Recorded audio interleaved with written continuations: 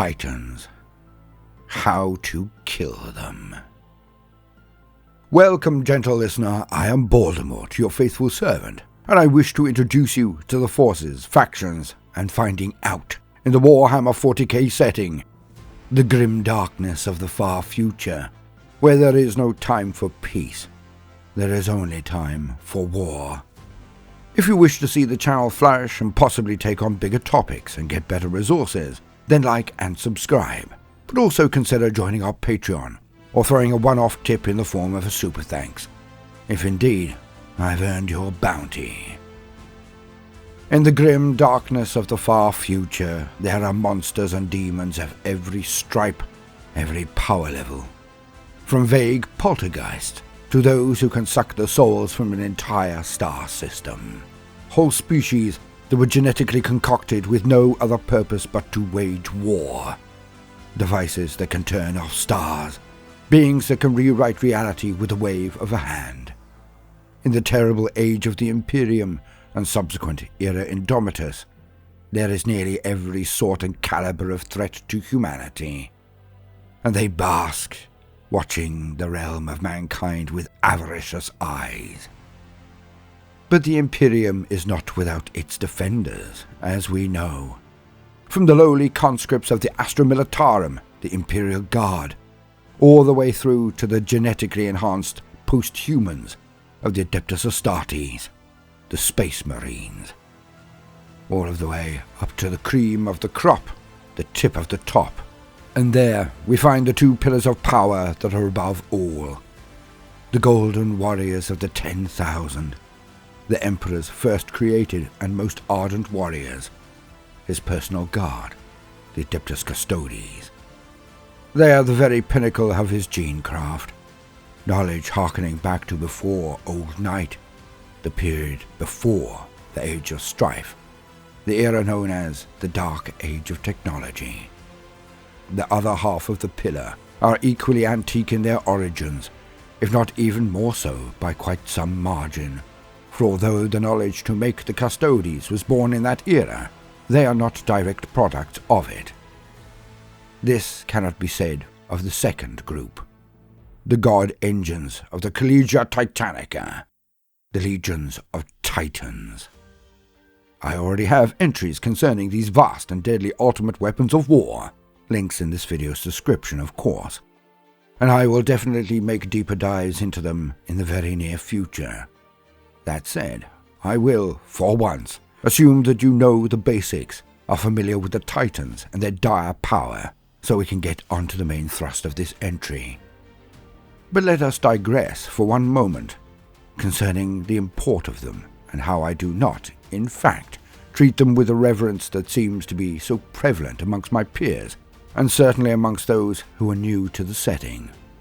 I think it comes down to the simple axiomatic supposition that bigger is always better. No? And that is precisely my answer. No.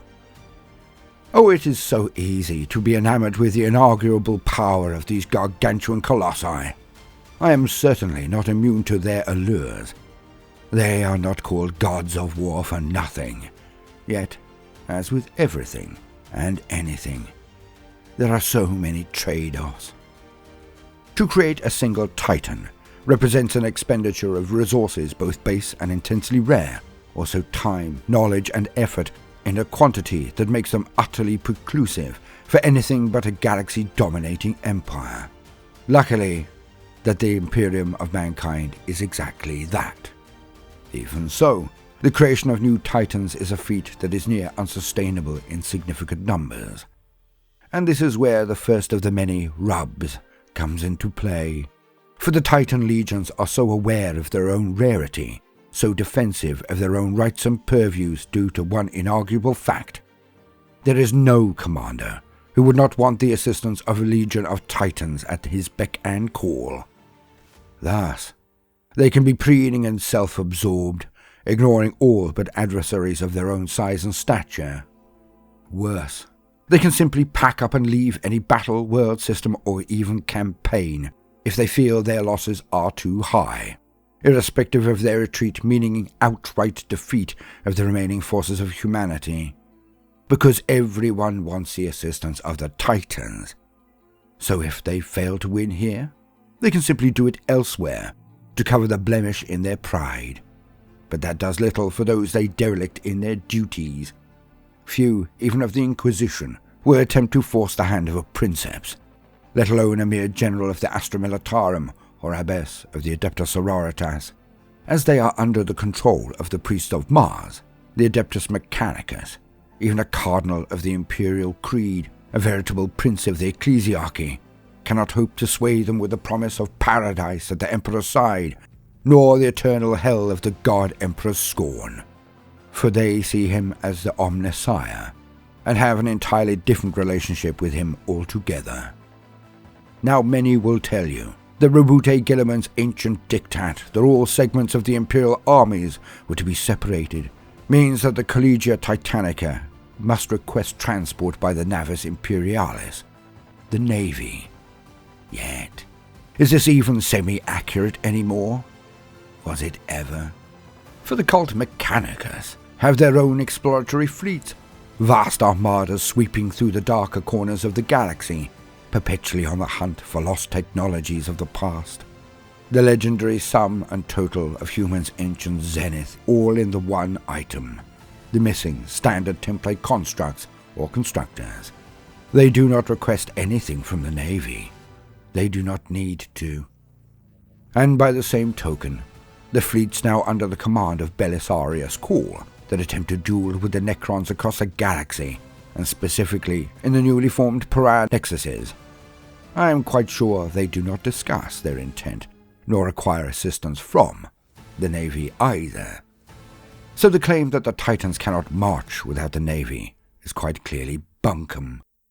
The Collegia Titanica believe themselves above all. They believe themselves superior and without equal. This is the accepted wisdom. Unassailable, eh? What if I told you that it was utter and total bollocks? Or hogwash, if you hail from across the pond. But I believe this is a myopic view, as it buys into the overweening pride and self-import displayed by the princeps of the legions. I will briefly explain my point.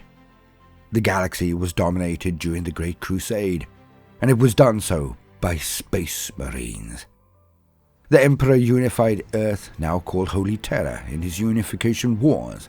When done, when he had dominated all of our world, he immediately sent forces to the Moon, now called Luna. Why? It was not because it was simply the closer and easier target to dominate. He conquered it, so he could take control of the gene rights there, the ones who would permit him to further stabilize and then mass produce, even more efficiently, his primary weapon of war, the Legiones Astartes, his angels of death, the Space Marines. As we know, when the Emperor went to Mars, he was heralded as the long-awaited Omnissiah. Without a shot being fired, he was able to bring them under the influence and banner of his fledgling empire. It was not quite as simple as that, of course, but I cannot relate entire books on this platform, nor would it be helpful for this particular discourse. But he did take Mars without undue exertion, and that matters a lot. For he used the adepts and forgers of Mars to construct entire fleets for his crusade. Yet he did not simply discard his Space Marines and upgrade to entire armies of Titans. The naive and rose-tinted might state that the Emperor would not betray his loyal warriors. Ha! The Legiones Catigis, the Thunder Warriors, would beg to differ. Some will say that the crusade would have failed without the overwhelming might of the Collegia Titanica. But I believe it would simply have taken longer. What I am adamant about is the fact that the same could not be said the other way around. The Titans could not have taken the galaxy without the Space Marines, no matter how long they were given to do so. The simple proof of the pudding is that they had not already even attempted to do so. The techno-barbarian overlords of Terra were enough to keep the tech priests of Mars from even conquering Earth. They too had posthumans and they too had prototype dreadnoughts and weapons that would later be honed, improved, and then deployed by the Emperor's Space Marines. Nor had any of the forge worlds that had been seeded across the galaxy during the later parts of the Age of Strife been able to do so. Oh, there may be some who would state that they were simply too introspective, too self-absorbed, that their quest was for technology and advancement alone. But this has never been the case. If the Mechanicum had the ability to take vast swathes of the galaxy, they would have done so. Slave thralls and resources without limit were on offer, but they could not do it. The best they could manage was to dominate pocket prefectures of a few dozen stars at the absolute maximum, and it was more than a few forge worlds that were exterminated or conquered by the denizens of the void. In all too many situations, the Xenos that were swept away by the Great Crusade were not so worried by all the power of their adepts of Mars. It is inarguable that any Xenos attempting to invade a forge world would be neck-deep in its own blood and broken material of war, but they were not, and are not, the equal of the strategic and tactical power of the Astartes, the Space Marines. As any good tank commander will tell you, they are an amazingly powerful tool, but they are not the panacea to every woe, the nemesis to every threat. Without infantry, air and artillery support, they do not survive. And that applies to the Titans every bit as much. Even with the support of the Legio Cybernetica, the phalanxes of battle automata, with their own foot soldiery, the Skitarii, they are all too vulnerable if you know how, where, and when to hit them. And the reason for this I will now make abundantly obvious, as we now progress to the main meat of this video. So, gentle listener, let us see some of the ways in which a god engine of war can be bested. As usual, I will do this in the most immersive way possible, via the modus of stories. From the Bald Library. That's cute.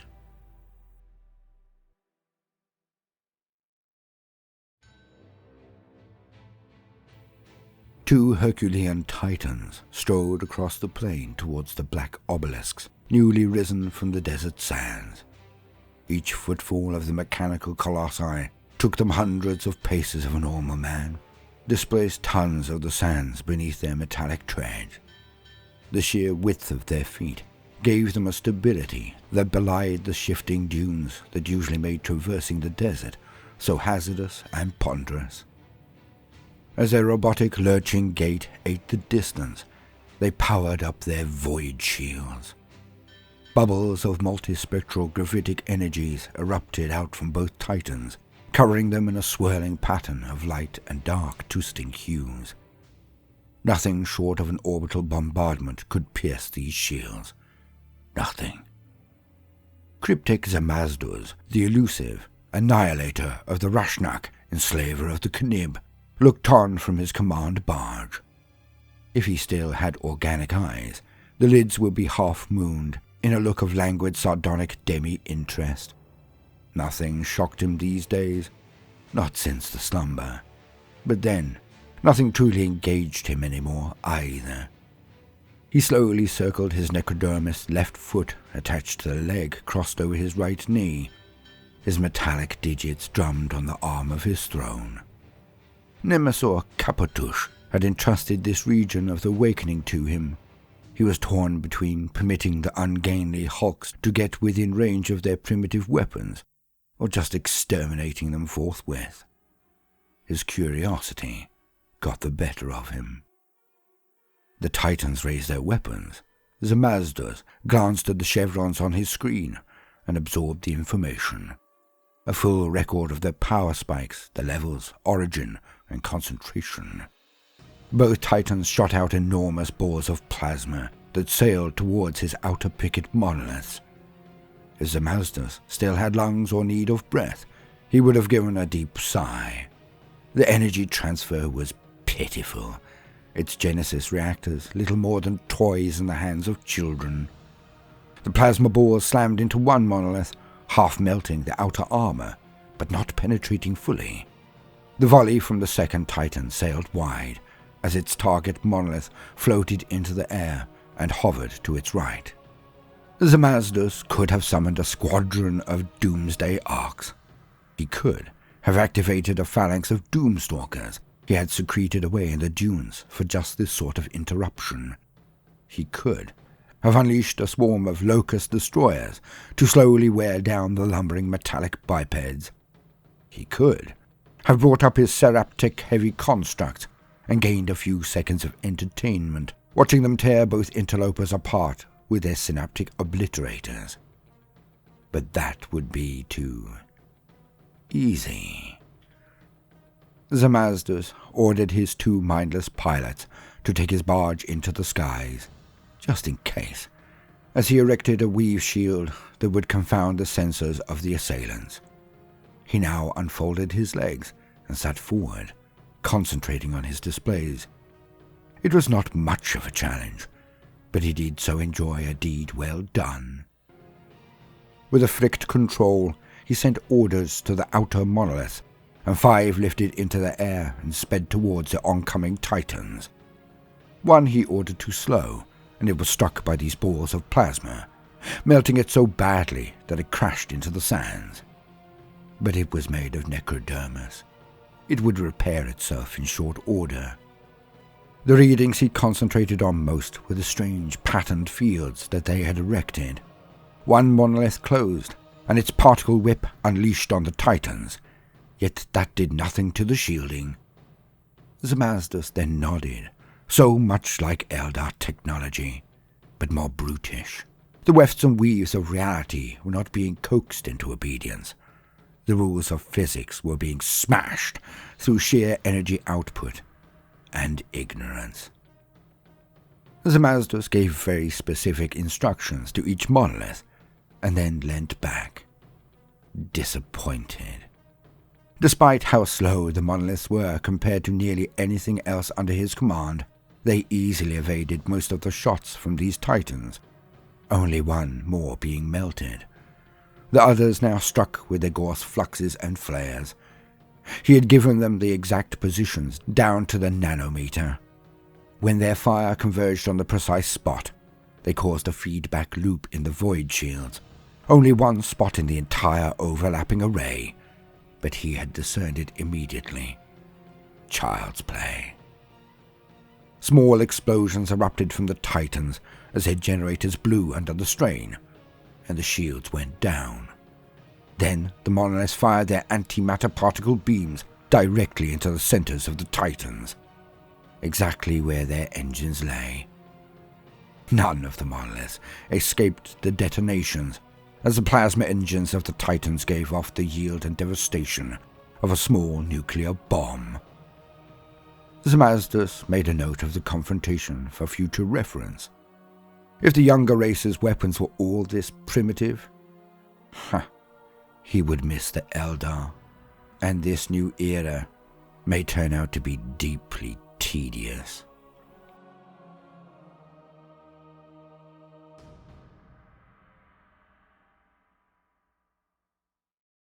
From beneath you, it devours.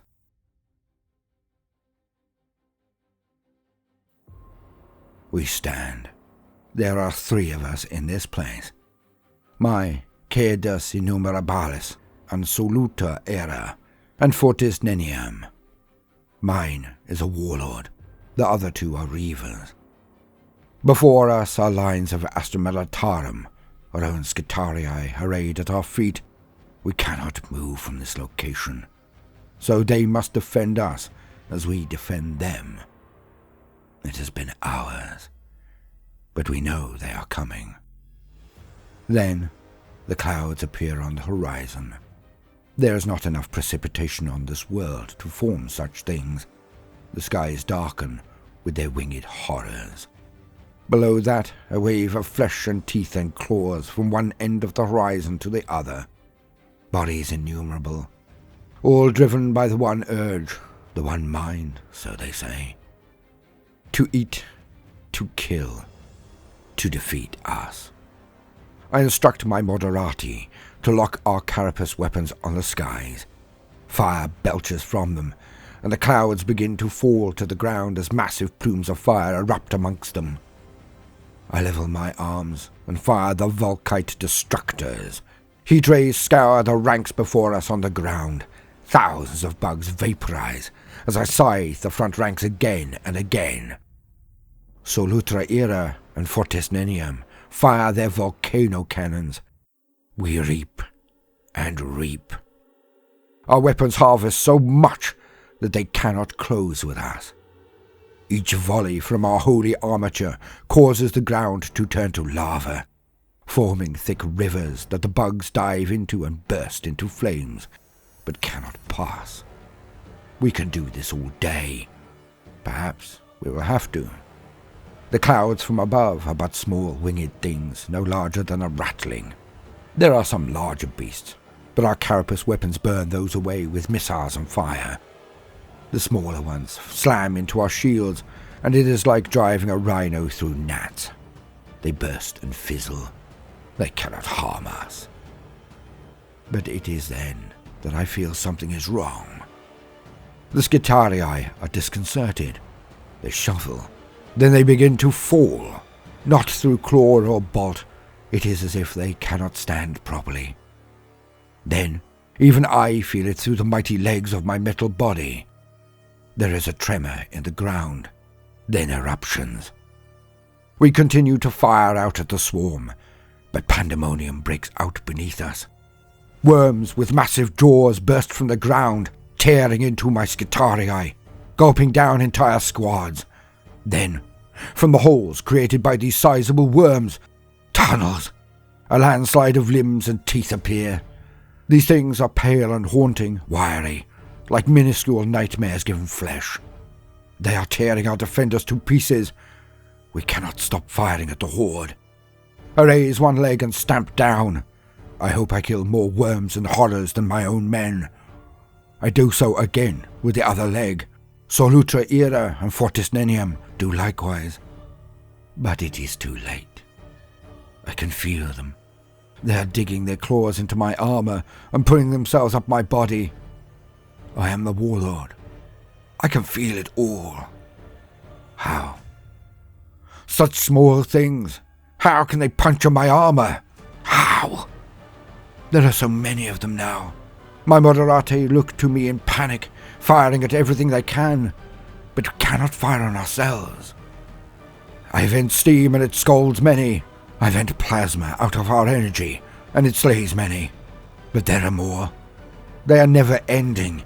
They clamber up my body, now massing on hinges and regions where they are scratching at me and pulling me apart. They are punching through. By the Omnissiah, not like this. Please. After 5,000 years of service. No. They are inside Caedus Innumerabilis. They are inside me.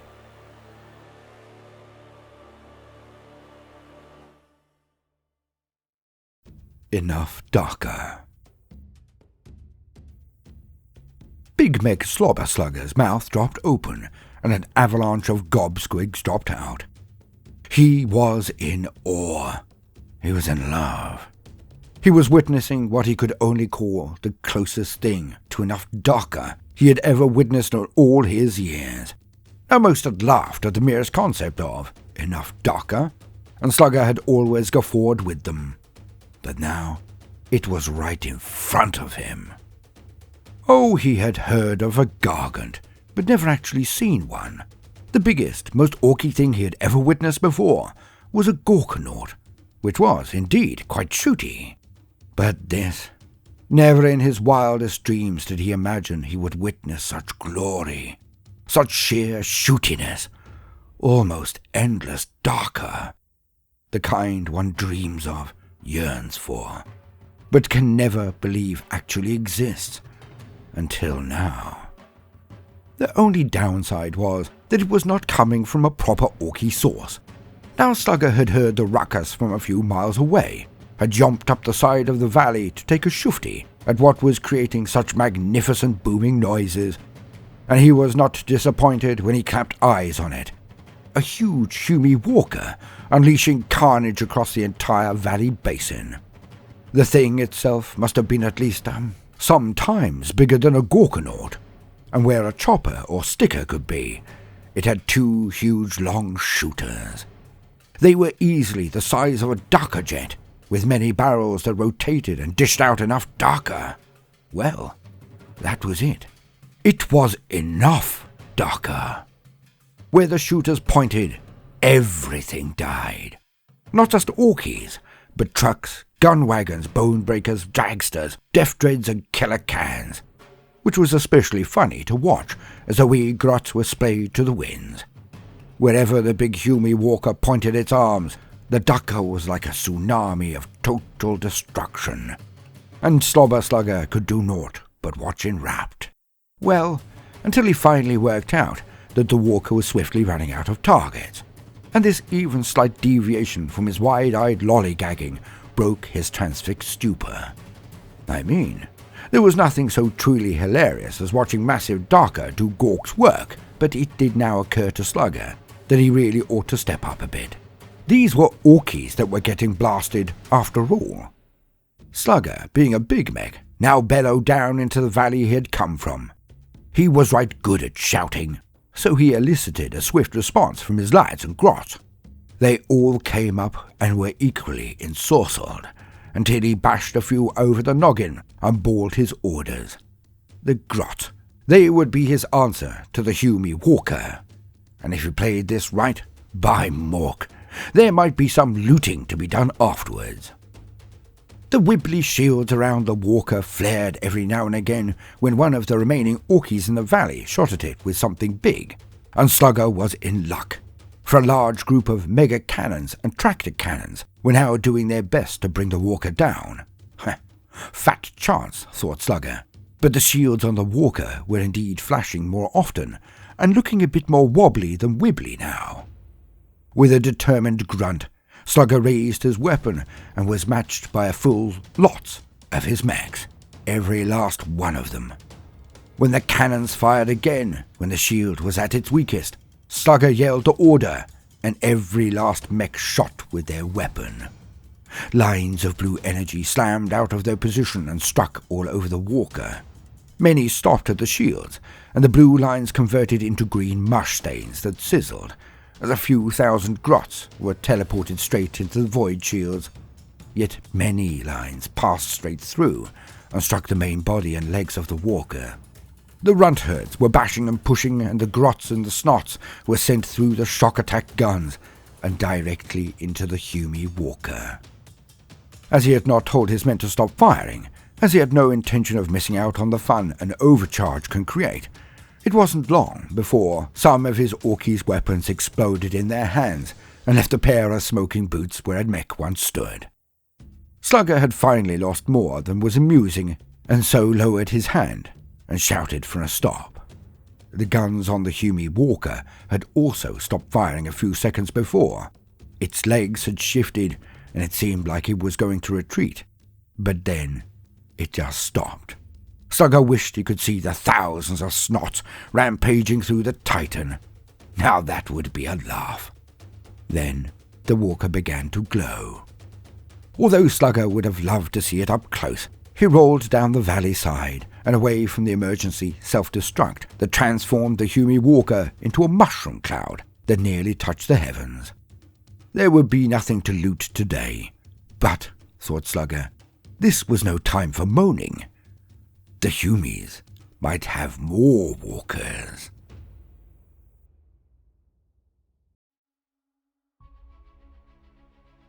Now I hope that was as fun for thee as it was for me. But let us get to the peroration. As I hope to have displayed via the wee tales, there are many ways in which a Titan can be taken down. The bigger they are, the harder they fall. And they fall so very, very hard. A Titan's void shields can be overwhelmed through massed fire of smaller weapons, from a squadron of shadow swords, fire prisms, or even the rare conversion beamers, but they can be brought down. A Titan's void shields are not perfect, as we have heard in the tale from the Necrons. They have weaknesses and soft spots that can be exploited. A Titan's void shields are also deployed at a distance from the main body. The larger the Titan, usually, the further from its chassis the field is actualized. But if one can slip inside the shields, then the Titan is vulnerable. This can be done by moving around the shields, for they are not a perfect sphere around the God engine, no matter what the art may show us. Some infantry, or even tanks, can maneuver between them to get within. This has been done before, and will inevitably be done again. The Scitarii were originally the main defenders of the Titans in close quarters, the larger Titans being able to hold entire companies of their guardians in their legs. But when an enemy gets within those shields, when an enemy gets within the God engine, if they are able to fight through the Scitarii, then they can place explosives to bring it down, or simply march onto the main control deck and shoot the Moderati and Princeps. Of course, most assaults on a God engine are one-way missions. If they are successful, then most often the Titan will explode, if this is not purposely initiated by the pilots of the Titan. For there is no greater sin for a Princeps or any of the cult Mechanicus than to see a God engine of war being taken by the enemy. The Titans are exciting spectacles. They have firepower or even close-quarters weaponry that can crush entire armies, flatten cities, and, given enough time, even take down hive cities. But they are not a subtle weapon. They are not deployed quickly, and their loss is a blow that few legions will tolerate. They are used to tipping up to any battlefield and exterminating everything in front of them. If they face up against other God engines of, say, the Chaos Worshippers, etc., then they may well accept losses to get the job done, for the honor they gain and the removal of the sacrilegious enemies who pervert the intent of the Omnissiah. But if they are fighting near anything else and the Titans begin to fall, they may well just leave the theatre of conflict. On the one hand, this is logical. They are so rare, so precious, so difficult to produce that a loss of any Titan is a sin. But this also means that they can never, ever truly be depended upon when the chips are down. Titans are indisputably a powerful weapon in the arsenal of the Imperium, but they are not the answer to most situations. The Marines and their adaptability, efficiency, tactical and strategic precision are by far the superior force. And even then, they have falchions and fellblades that bring truly terrifying firepower to the field. Despite that I did not do a wee tale for them, as it would have been repetitive, the Marines are more than able to teleport Terminators within a Titan shield and then use vortex bombs and thunderhammers to bring these God engines down. Yes, if the void shields are at maximum output, the Terminators may well end up being splattered to the four winds. But Marines are precise. So this is a rare occurrence indeed. And then, a single squad of Terminators has destroyed a Titan. And that is a trade-off that nearly any general would consider more than worth the loss. And that is not even counting the demons of the warp who can do the exact same thing, the telepaths, who can confuse or even dominate the Moderati, if not the Princeps, and turn a Titan to their side by illusion and trickery, making it wipe out entire throngs of their own men. I will cover the different sizes, classes, weapons, and pedigree of Titans and their legions as we progress. I just wanted everyone to be aware. They are neither invulnerable nor the most important force the Emperor commands. That was, is, and always shall be his Space Marines.